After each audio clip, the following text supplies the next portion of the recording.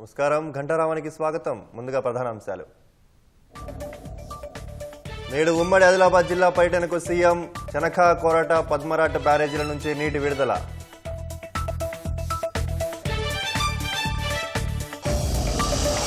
నిర్మల్ నుంచి మున్సిపల్ వరకు కాంగ్రెస్ శంఖారావం. బహిరంగ సభ వేదికగా శ్రేణులకు దిశానిర్దేశం చేయనున్న రేవంత్ రెడ్డి.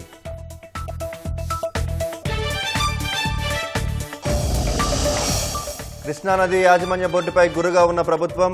వచ్చే సమావేశంలో టెలిమెట్రీల ఏర్పాటుపై పట్టుబట్టేందుకు సిద్ధం.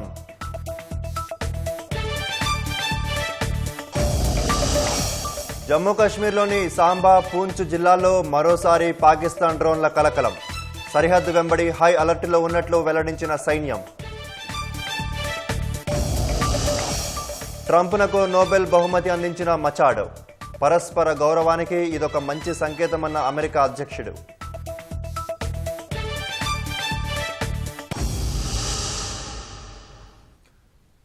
ముఖ్యమంత్రి రేవంత్ రెడ్డి ఇవాళ మున్సిపల్ ఎన్నికల శంఖారావం పూరించనున్నారు. ఎన్నికల షెడ్యూల్ ఇంకా వెలువడనందున ఒక పక్క ప్రభుత్వ పథకాల అమలును వేగవంతం చేస్తూ మరోపక్క కాంగ్రెస్ శ్రేణులను సమావేశం చేయనున్నారు. ఇందులో భాగంగా ఇవాళ ఉమ్మడి ఆదిలాబాద్ జిల్లాలో పర్యటించనున్న రేవంత్ రెడ్డి చనఖా, కోరాట బ్యారేజ్, సదర్మాట్ బ్యారేజీల నుంచి నీటిని విడుదల చేస్తారు. నిర్మల్లో బహిరంగ సభలో పాల్గొని పార్టీ శ్రేణులకు దిశానిర్దేశం చేయనున్నారు. రాష్ట్రంలో కాంగ్రెస్ ప్రభుత్వం కొలువుదీరాక సీఎం రేవంత్ రెడ్డి అన్ని కార్యక్రమాలను ఆదిలాబాద్ జిల్లా నుంచి ప్రారంభించడం ఆనవాయితీగా వస్తోంది. శాసనసభ ఎన్నికల తర్వాత ఇంద్రవెల్లి అమరవీరుల సంస్మరణ స్తూపాన్ని సందర్శించిన ఆయన ఉమ్మడి ఆదిలాబాద్ జిల్లాను దత్తత తీసుకున్నట్లు ప్రకటించడం ఆశలను చిగురింపజేసింది. తాజాగా మున్సిపల్ ఎన్నికలు సమీపిస్తున్నందున ఇవాళ సీఎం ఆదిలాబాద్, నిర్మల్ జిల్లాలో పర్యటించనున్నారు. హైదరాబాద్ నుంచి హెలికాప్టర్లో ఆదిలాబాద్ జిల్లా జైనద్ మండలంలోని చనాఖా, కోట బ్యారేజీని సందర్శిస్తారు. బీఆర్ఎస్ ప్రభుత్వం 2015లో 368 కోట్లతో మొదలుపెట్టిన చనాకా కోట బ్యారేజీ అంచనా వ్యయం 777 కోట్లకు చేరింది. ఇప్పటికీ పిల్ల కాలువల నిర్మాణం పూర్తికాక ప్రారంభానికి నోచుకోలేదు. తాజాగా సీఎం రేవంత్ రెడ్డి అక్కడ పంప్ హౌస్ ను ప్రారంభించి ప్రధాన కాలువలకు నీటిని విడుదల చేస్తారు. అనంతరం అక్కడి నుంచి నిర్మల్ జిల్లా మామడ మండలం పొన్కల్ దగ్గర గత ప్రభుత్వం చేపట్టిన సదర్మాట్ బ్యారేజీని సందర్శిస్తారు. వాస్తవంగా 2016లో నిర్మల్ జిల్లాకు 13,120 ఎకరాలు, జగిత్యాల జిల్లాకు 4,896 ఎకరాలకు నీరందించాలని చేపట్టిన పనులు ఇంకా పూర్తి కాలేదు. కొత్తగా నిర్మించిన బ్యారేజీ నుంచి పాత సదర్మాట్ కాలువ వరకు నీరందించాలనే డిమాండుంది. తాజాగా బ్యారేజీ పనులు ప్రారంభించడానికి సీఎం రేవంత్ రెడ్డి రానుండడం స్థానిక రైతుల్లో ఆశలను చిగురింపజేస్తోంది.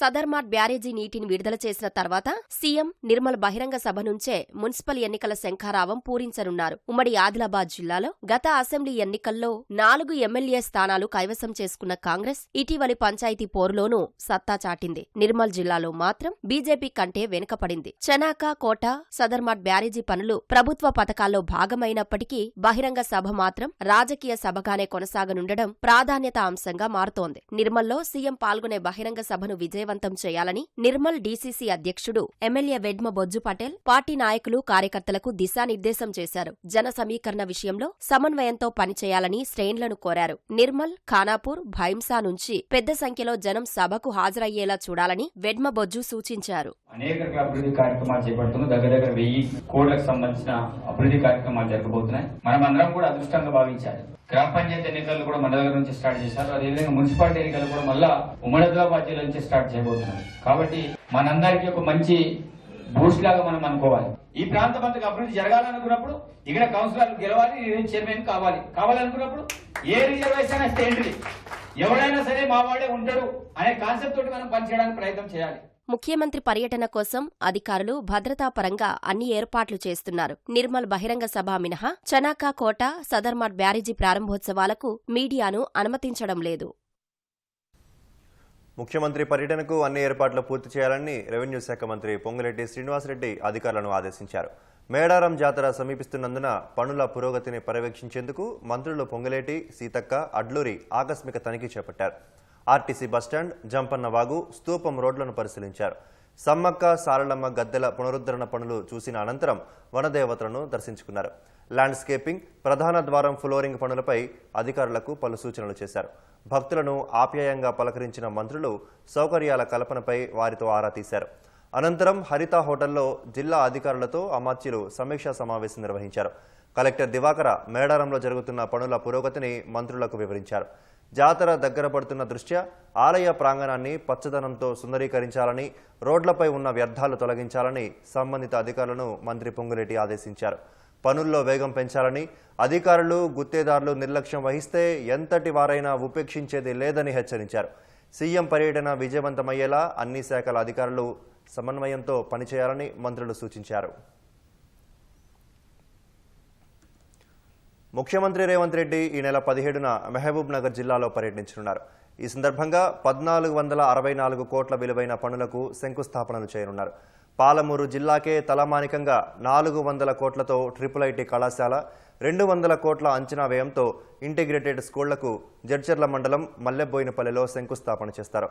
అనంతరం మహబూబ్ నగర్లో ఏళ్లుగా వేధిస్తున్న తాగునీటి సమస్యకు శాశ్వత పరిష్కారం కోసం 200 కోట్లతో తాగునీటి పథకానికి శంకుస్థాపన చేస్తారు. 603 కోట్లతో అండర్ గ్రౌండ్ డ్రైనేజ్ వ్యవస్థ, 20 కోట్ల అంచనా వ్యయంతో ఎంవీఎస్ డిగ్రీ కళాశాల భవనం, 20 కోట్ల అంచనా వ్యయంతో పాలమూరు వర్సిటీలో ఎస్టీ విద్యార్థుల హాస్టల్ భవనానికి శ్రీకారం చుడతారు.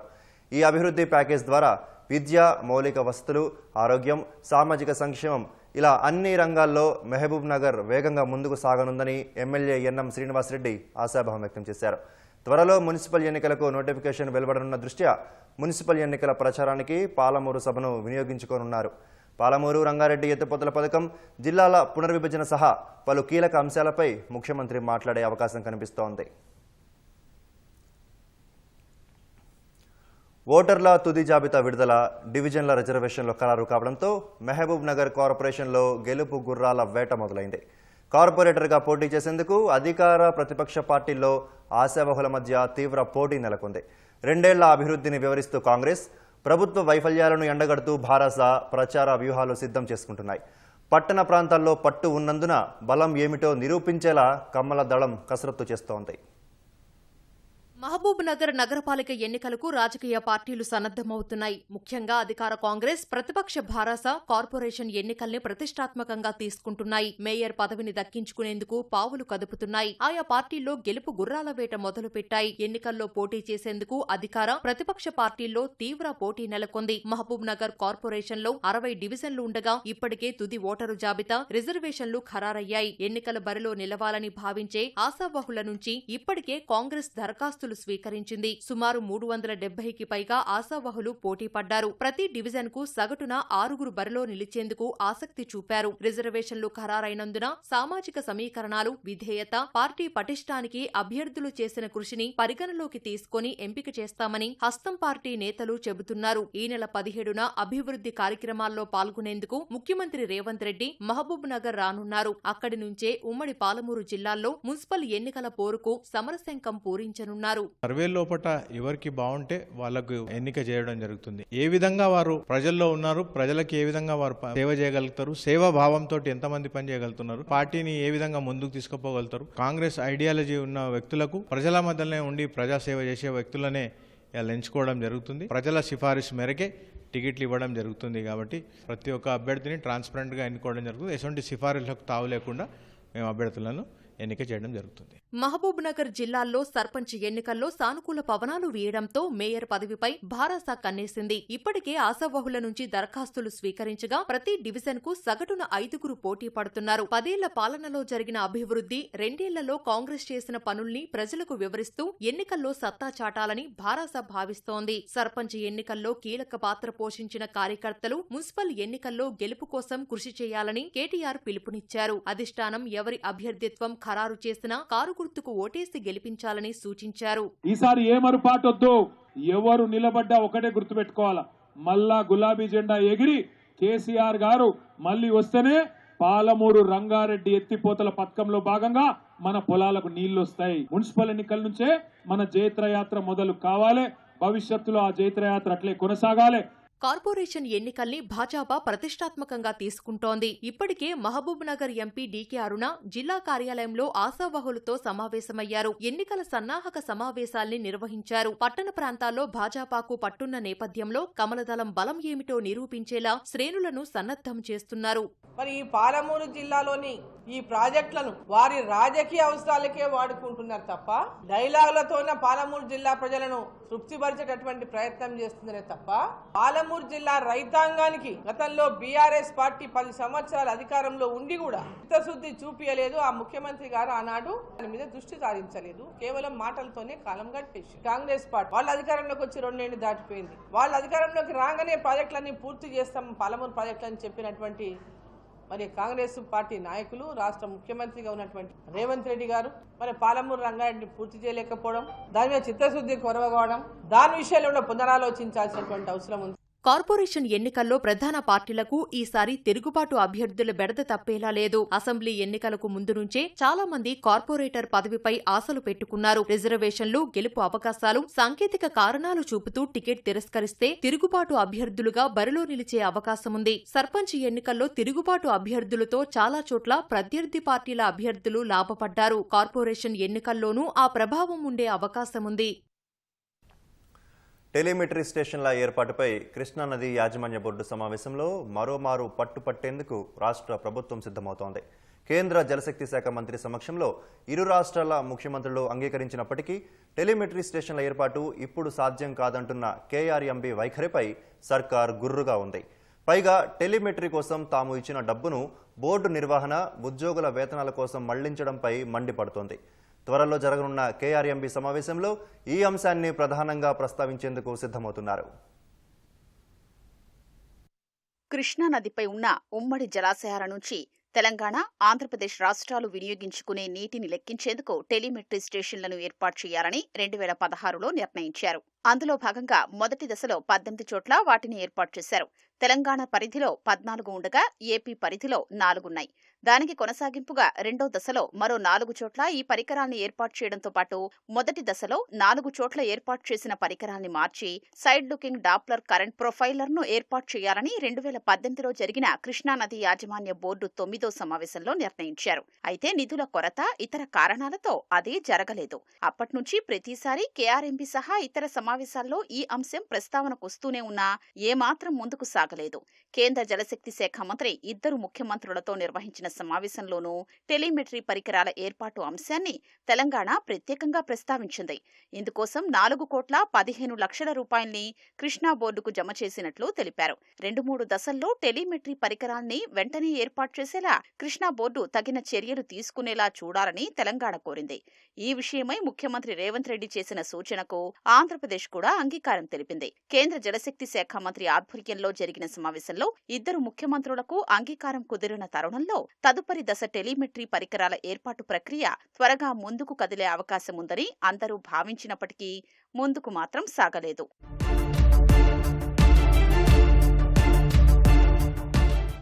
సుప్రీంకోర్టులో కేసులో బ్రిజేష్ కుమార్ ట్రైబ్యునల్ విచారణ తేలే వరకు కృష్ణానది యాజమాన్య బోర్డు ఇటీవల స్పష్టం చేసింది. ప్రాజెక్టుల వారీగా కేటాయింపులు లేకపోవడం, బోర్డుకు ప్రాజెక్టులు అప్పగించకపోవడంతో పూర్తి స్థాయిలో టెలిమెట్రీకి ఇబ్బందులు తలెత్తుతాయని పేర్కొంది.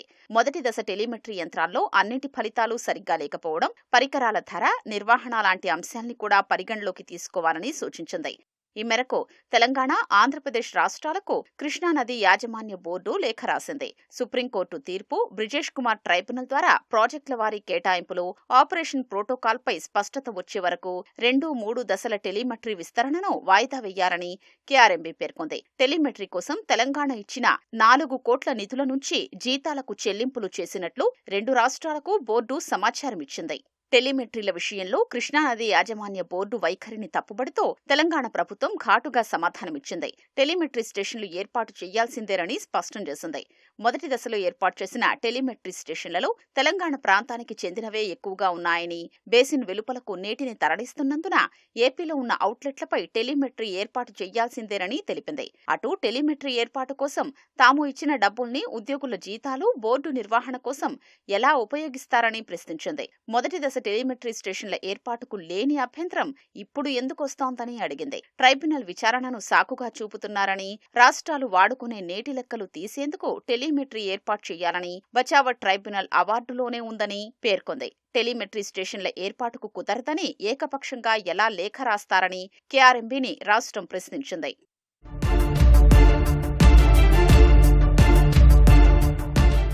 కేఆర్ఎంబీ 21వ సమావేశాన్ని ఈ నెలలో చివర్లో లేదా వచ్చే నెల మొదట్లో నిర్వహించాలని భావిస్తున్నారు. సమావేశం ఎజెండా అంశాలు పంపాలని 2 రాష్ట్రాల్ని బోర్డు ఇప్పటికే కోరింది. ఎజెండాలో చేర్చాల్సిన అంశాల్ని తెలంగాణ ఇప్పటికే బోర్డుకు పంపింది. అందులో టెలిమెట్రీ అంశాన్ని ప్రధానంగా ప్రస్తావించింది. గతంలో నిర్ణయించినట్లుగా పోతిరెడ్డిపాడు, బనకచర్ల సహా వివిధ పాయింట్ల వద్ద టెలిమెట్రీ ఏర్పాటు చేయాల్సిందేనని బోర్డు సమావేశంలో ఈ అంశంపై చర్చించి ముందుకెళ్లారని పేర్కొంది. త్వరలో జరగనున్న సమావేశంలో టెలిమెట్రీ అంశంపై గట్టిగా పట్టుబట్టేందుకు సిద్ధమవుతోంది. అమెరికా, ఇరాన్ మధ్య ఉద్రిక్తతలు తగ్గే సూచనలు కనిపిస్తున్నాయి. దాడుల అంశంపై అగ్రరాజ్యం అధ్యక్షుడు ట్రంప్ వెనక్కి తగ్గినట్లు అంతర్జాతీయ మీడియా కథనాలు పేర్కొన్నాయి. దీంతో ఖతార్ వైమానిక స్థావరానికి అమెరికా బలగాలు తిరిగి చేరుకోవడంతో పాటు టెహరాన్ తమ గగనతలాన్ని తెరిచినట్లు వెల్లడించాయి. అమెరికా, ఇరాన్ మధ్య ఉద్రిక్తతలు తగ్గే సూచనలు కనిపిస్తున్నాయి. టెహరాన్పై సైనిక చర్య చేపట్టే విషయమై అగ్రరాజ్యం వెనక్కి తగ్గినట్లు వార్తలు వెలువడుతున్నాయి. ఖతార్లోని సైనిక స్థావరం అల్ ఉదీద్ నుంచి తరలించిన అమెరికా యుద్ధ విమానాలు తిరిగి చేరుకుంటున్నట్లు రాయిటర్స్ నివేదించింది. అల్ ఉదీద్ వైమానిక స్థావరంలో భద్రతా హెచ్చరికల స్థాయిని కూడా తగ్గించినట్లు పేర్కొంది. సైనిక స్థావరం ఖాళీ చేయాలని 2 రోజుల క్రితం సిబ్బందికి సూచించిన అమెరికా వారు తిరిగి వెళ్లేందుకు ఇప్పుడు అనుమతిచ్చినట్లు వివరించింది.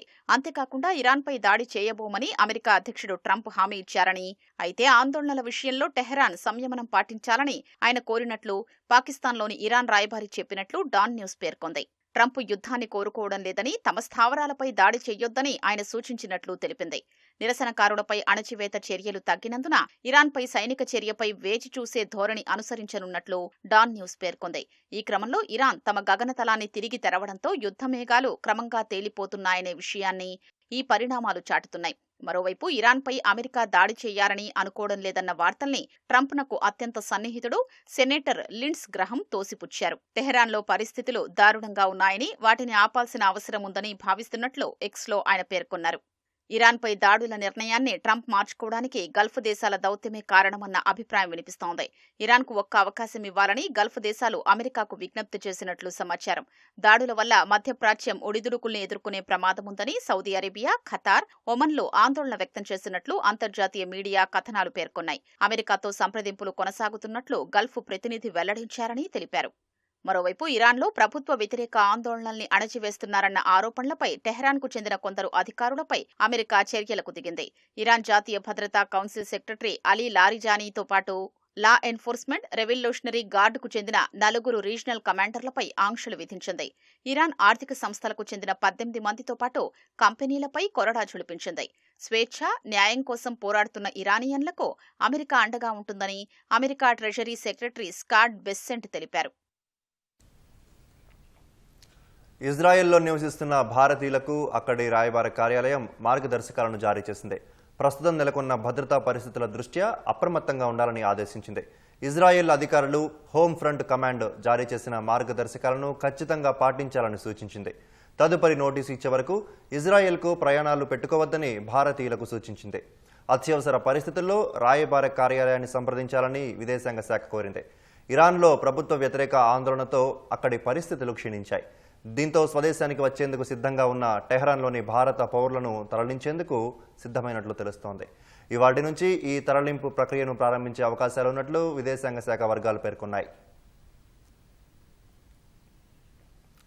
గూఢచర్యం ఆరోపణలపై మాస్కోలోని బ్రిటన్ దౌత్యవేత్తను రష్యా బహిష్కరించింది.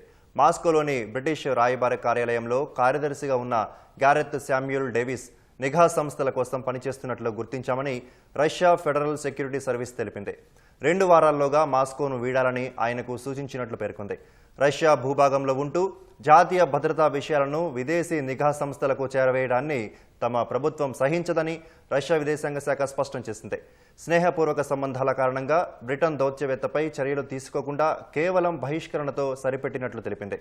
2025లోనూ గూఢచర్యం ఆరోపణలతో 2 బ్రిటన్ దౌత్యవేత్తలను రష్యా బహిష్కరించింది. వెనెజువెలా విపక్ష నేత మరియా కొరీనా మచాడో అమెరికా అధ్యక్షుడు ట్రంప్తో సమావేశమయ్యారు.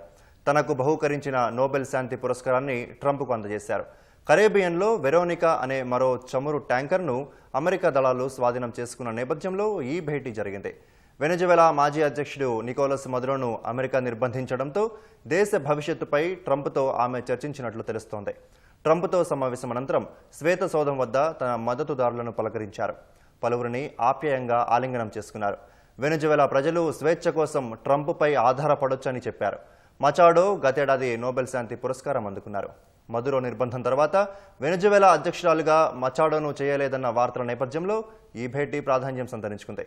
వెనెజువెలాలో మదురో మద్దతుదారు డెల్సీ రోడ్రిగ్స్తో ట్రంప్ కలిసి పనిచేస్తున్నారు. జమ్మూ కాశ్మీర్ పూంచ్ సాంబా జిల్లాలోని ఇండో పాకిస్తాన్ సరిహద్దుల్లో మరోసారి పాకిస్తాన్ డ్రోన్లు కలకలం రేపాయి. వెంటనే అప్రమత్తమైన భారత సరిహద్దు భద్రతా దళం మానవరహిత వైమానిక రక్షణ వ్యవస్థను క్రియాశీలం చేసింది. పూంచ్లోని నియంత్రణ రేఖ, సాంబా జిల్లాలోని రామ్ఘర్ సెక్టార్ వెంట డ్రోన్లు సంచరించినట్లు భద్రతా వర్గాలు తెలిపాయి. పాకిస్తాన్ సరిహద్దు వెంబడి దళాలు హై అలర్ట్లో ఉన్నట్లు వెల్లడించాయి. గత 4-5 రోజులుగా రాత్రిళ్లు సరిహద్దు వెంబడి పాకిస్తానీ డ్రోన్లు చక్కర్లు కొడుతున్నాయి. ఇప్పటి వరకు అనేక డ్రోన్లను భారత దళాలు నిలువరించాయి. తాము కాల్పులు జరుపుతుండగా చాలా డ్రోన్లు పాకిస్తాన్ ఆక్రమిత కశ్మీర్ వైపు వెళ్లిపోయినట్లు రక్షణ వర్గాలు వివరించాయి. గణతంత్ర వేడుకలకు భారత్ సిద్ధమవుతున్న నేపథ్యంలో పాకిస్తాన్ డ్రోన్లు కలకలం రేపుతున్నాయి. దేశంలోనే అత్యంత ధనిక corporation Brihan Mumbai municipal corporation సహా మహారాష్ట్రలోని 29 నగరపాలక సంస్థల ఎన్నికల ఫలితాలను ఇవాళ ప్రకటించనున్నారు. 3.48 కోట్ల మంది ఓటర్లు ఈవీఎంలలో నిక్షిప్తం చేసిన 15,931 మంది అభ్యర్థుల భవితవ్యం తేలనుంది. 23 కేంద్రాల్లో ఉదయం 10 గంటలకు కౌంటింగ్ మొదలవుతుందని మహారాష్ట్ర ఎన్నికల సంఘం తెలిపింది. బీఎంసీ ఎన్నికల్లో బీజేపీ, శివసేన, షిండే కూటమిదే విజయమని ఎగ్జిట్ పోల్స్ అంచనా వేశాయి. బృహన్ ముంబై నగరపాలక సంస్థ బీఎంసీ ఎన్నికల్లో బీజేపీ, శివసేన, షిండే కూటమిదే విజయమని ఎగ్జిట్ పోల్స్ అంచనా వేశాయి. ముంబైలో 227 వార్డులకు గాను బీజేపీ కూటమి 138 స్థానాల్లో విజయం సాధిస్తుందని జన్మత్ అంచనా వేసింది. శివసేన యూబీటీ కూటమి 62, కాంగ్రెస్ కూటమి 20, ఇతరులు 7 స్థానాలు కైవసం చేసుకుంటారని వెల్లడించింది. జేబీసీ పోల్స్ కూడా బీజేపీ కూటమి వైపే మొగ్గు చూపింది. బీజేపీ కూటమి 138, శివసేన యూబీటీ కూటమి 59, కాంగ్రెస్ కూటమి 23, ఇతరులు 7 స్థానాలు గెలుచుకుంటాయని జేబీసీ పేర్కొంది. 129 నుంచి 146 స్థానాల్లో బీజేపీ కూటమి సత్తా చాటుతుందని టైమ్స్ నౌ అంచనా వేసింది. శివసేన యూబీటీ కూటమి 54 నుంచి 64, కాంగ్రెస్ కూటమి 21 నుంచి 25, ఇతరులు 6 నుంచి 9 స్థానాల్లో గెలుస్తారని తెలిపింది. 119 స్థానాల్లో బీజేపీ కూటమి, 75 స్థానాల్లో శివసేన యూబీటీ కూటమి, 20 స్థానాల్లో కాంగ్రెస్ కూటమి, 14 స్థానాల్లో ఇతరులు గెలుస్తారని న్యూస్ 18 ఎగ్జిట్ పోల్స్ చెప్పాయి. యాక్సిస్ మై ఇండియా అంచనా ప్రకారం బీజేపీ కూటమి 131 నుంచి 151, శివసేన యూబీటీ కూటమి 58 నుంచి 68, కాంగ్రెస్ కూటమి 12 నుంచి 16, ఇతరులు 6 నుంచి 12 స్థానాలను దక్కించుకోనున్నాయి. అహ్మదాబాద్ విమాన ప్రమాదం కేసులో పైలట్ మేనల్లుడికి విమాన ప్రమాదాల దర్యాప్తు బ్యూరో ఏఏఐబి సమన్లు జారీ చేయడాన్ని భారత పైలట్ల సమాఖ్య తీవ్రంగా ఖండించింది. ఇది వేధింపుల కిందకే వస్తుందని విమర్శించింది. ఎయిర్ ఇండియా విమాన ప్రమాదంలో మృతి చెందిన వారిలో కెప్టెన్ సుమిత్ సబర్వాల్తో పాటు కో పైలట్ క్లైవ్ కుందర్ కూడా ఉన్నారు. ఈ కేసు దర్యాప్తులో భాగంగా విచారణకు హాజరు కావాలని సుమిత్ మేనల్లుడు కెప్టెన్ వరుణ్ ఆనంద్కు ఏఏఐబి ఇటీవల సమన్లు జారీ చేసింది. అయితే ఈ సమన్లపై స్పందించిన భారత పైలట్ల సమాఖ్య ఇది పూర్తి అనవసరమైన చర్యగా పేర్కొంది. ఇది ఆయన వృత్తి, వ్యక్తిగత ప్రతిష్టను దెబ్బతీస్తుందని తెలిపింది. ఈ మేరకు ఏఏఐబికి లీగల్ నోటీసులు పంపించింది. గతేడాది జూన్ 12న అహ్మదాబాద్ నుంచి లండన్ బయలుదేరిన ఎయిర్ ఇండియా విమానం టేకాఫ్ అయిన వెంటనే కూలిపోయింది. ఈ ప్రమాదంపై ఏఏఐబి గత జులైలో తన ప్రాథమిక నివేదికను విడుదల చేసింది. ఇంధన సరఫరాను ఎందుకు ఆపావని ఒక పైలట్ ప్రశ్నించగా తాను ఆపలేదని మరో పైలట్ సమాధానం ఇవ్వడం కాక్పిట్ వాయిస్ రికార్డర్లో నమోదైందని తన నివేదికలో తెలిపింది. దీంతో ఈ ప్రమాదంలో పైలట్ల లోపం ఉందనే ఊహాగానాలకు దారితీసింది. అయితే ఈ నివేదికను పైలట్ సంఘాలు తీవ్రంగా ఖండించాయి. హిమాచల్ ప్రదేశ్ సిర్మౌర్ జిల్లా టోండ్రులోని హతి కమ్యూనిటీ ప్రజలు వివాహాల వేళ పెట్టే దుబారా ఖర్చులను అరికట్టేందుకు వినూత్న నిర్ణయం తీసుకున్నారు. వివాహ సమయంలో మద్యం సేవించడాన్ని పూర్తిగా నిషేధించారు. భారీ విందులపై కూడా ఆంక్షలు విధించారు. 5 రోజుల పాటు నిర్వహించే పెళ్లి కార్యక్రమంలో లక్షలాది రూపాయలు మద్యానికి, అతిథుల విందు కోసం ఖర్చు చేస్తున్నారు. అలాంటి ఖర్చులను ఆర్థికంగా బలహీనంగా ఉన్న కుటుంబం భరించడం చాలా కష్టమని, అందుకే ఊరంతా సమిష్టిగా ఈ నిర్ణయం తీసుకున్నట్లు తెలిపారు. పెళ్లిళ్ల సమయంలో కాకుండా సామాజిక కార్యక్రమాల్లోనూ, గ్రామంలో ఫంక్షన్లు జరిగే రోజున మద్యం అమ్మకాన్ని పూర్తిగా నిషేధించినట్లు చెప్పారు. మద్యంతో పాటు విందు విషయంలోనూ మహిళలకు బహుమతులు ఇవ్వడం వంటి వాటిపైన నిషేధం విధించారు. ఈ నిర్ణయం సానుకూల ఫలితాలను ఇస్తే భవిష్యత్తులో వివాహ ఖర్చులను మరింత పరిమితం చేస్తామని గ్రామ ప్రజలు చెబుతున్నారు.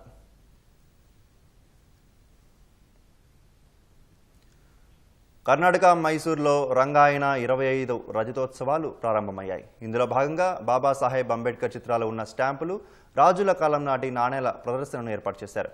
కోలార్ జిల్లా మళ్ళుబాగిల్కు చెందిన హెచ్కే సతీష్ అనే వ్యక్తి 20 సంవత్సరాలుగా సేకరించిన దాదాపు 10,000 అంబేద్కర్ నాణేలను ఈ ప్రదర్శనలో ఉంచారు. 1965లో అంబేద్కర్ 75వ జయంతి సందర్భంగా మొదటి స్టాంపును విడుదల చేశారు. అప్పటి నుంచి బాబాసాహెబ్ స్టాంపులు, రాజ్యాంగంలోని అధికరణలకు అనుగుణంగా ఉన్న ఇతర స్టాంపులు సేకరించి ప్రదర్శనలో ఉంచారు. ఇప్పటివరకు సేకరించిన 500 స్టాంపుల్లో 150 స్టాంపులు అంబేద్కర్కు సంబంధించినవేనని ఆయన తెలిపారు.